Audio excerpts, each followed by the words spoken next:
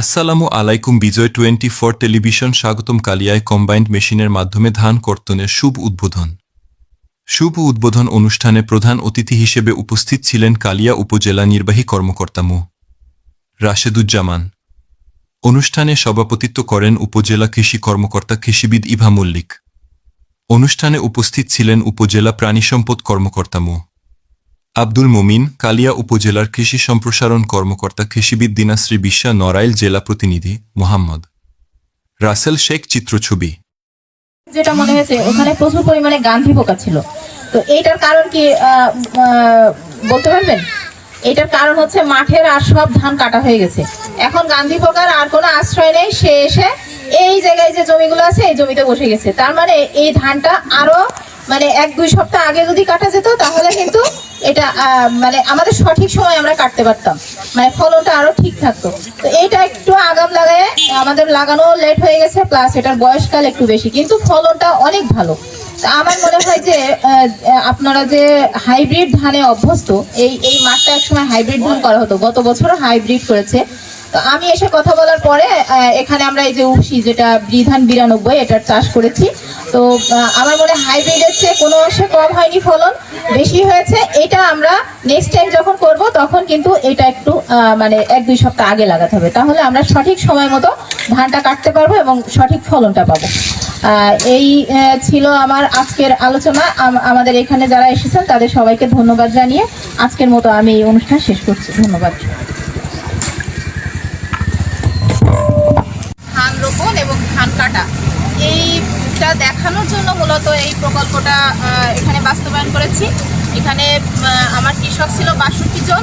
আমরা প্রথমে 4500 ট্রেতে এখানে চারা উৎপাদন করি এবং সেই ট্রের চারা রাইস ট্রান্সপ্লান্টার যন্ত্রের মাধ্যমে আমরা এখানে রোপণ করি। পুরো এই যে আপনারা মাঠ দেখছেন, এখানে 50 একর জমিতে কিন্তু এই চারা রোপণ করা হয়েছে। তো তারপরে যখন এই যে এখন ধান কাটার সময় আমাদের তো লেবার সংকট, সাধারণত এখন আগের মতো এরকম লেবার পাওয়া যায় না, প্লাস তারপরে বিভিন্ন দেখা যাচ্ছে যে প্রাকৃতিক দুর্যোগ যেমন ঝড় বৃষ্টি এগুলো হতে পারে। তো যাতে তাড়াতাড়ি কৃষক তার ফসলটা ঘরে তুলতে পারে এবং সহজেই যাতে খুব অল্প সময়ের মধ্যে কৃষক ফসল ঘরে তুলতে পারে, সেই লক্ষ্যে আমরা মেশিনের মাধ্যমে, কম্বাইন হারভেস্টার মেশিনের মাধ্যমে ধান কাটার এই কার্যক্রম করছি।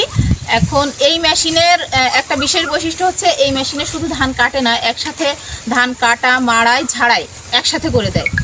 তো কৃষকের দেখা যাচ্ছে অনেকটা সময় বেঁচে যাচ্ছে এবং অর্থ বেঁচে যাচ্ছে, এটা একটা বিশেষ দিক। তো এই দিকটা কৃষকের মাঝে তুলে ধরার জন্য বা ছড়িয়ে দেওয়ার জন্য আমাদের উপজেলাতে একটা প্রকল্প দেওয়া হয়েছিল, সেটা আমরা এই কলাবাড়িয়াতে বাস্তবায়ন করেছি। তো সুন্দরভাবে এই কাজটা এই কলাবাড়িয়ার কৃষকরা করার জন্য আমি তাদেরকে আন্তরিকভাবে ধন্যবাদ জানাই। তার পাশাপাশি এখানে যে লিড ফার্মার ছিল আমাদের কামাল ভাই, যার কথা না বললেই নয়, উনি আন্তরিকভাবে সেই প্রথম থেকে একেবারে এর সাথে একেবারে একটা বাচ্চাকে যেভাবে লালন পালন করে মানুষ, ঠিক সেই একইভাবে কিন্তু উনি এই ফসলটা ফলানোর জন্য কাজ করেছেন, প্রচুর পরিশ্রম করেছেন। আমাদের ট্রেতে চারা উৎপাদন করার জন্য অনেক যত্ন করতে হয়, অনেক ধরনের কাজ থাকে, সেই কার্যক্রমগুলো উনি নিজে থেকে করেছেন। এর জন্য আমি বিশেষভাবে ওনাকে ধন্যবাদ জানাতে চাই। তার পাশাপাশি আমার কলাবাড়িয়া এই ব্লকের যে উপসহকারী কৃষি অফিসার আছে, সেও কিন্তু অনেক পরিশ্রম করেছে, তাকে আমি ধন্যবাদ জানাতে চাই। সর্বোপরি আমাদের ইওনো মহোদয়, উনি এই প্লটটা 2 বার করে ভিজিট করেছেন এর আগে, আজকে 3য়বারের মতো এসেছেন। ওনার একান্ত ইচ্ছা এবং উনি আমাদের যে সাহস দিয়েছেন, সেই জায়গা থেকে আমরা কিন্তু এই কাজটা সুন্দরভাবে বাস্তবায়ন করতে সক্ষম হয়েছি। তো আমি ইওনো মহোদয়কে আমার কৃষি অফিসের পক্ষ থেকে বিশেষভাবে আন্তরিকভাবে ধন্যবাদ জানাচ্ছি। আর সবাইকে এখানে আসার জন্য আমি ধন্যবাদ জানিয়ে আমার কথা শেষ করছি। সময় বাঁচাতে হবে।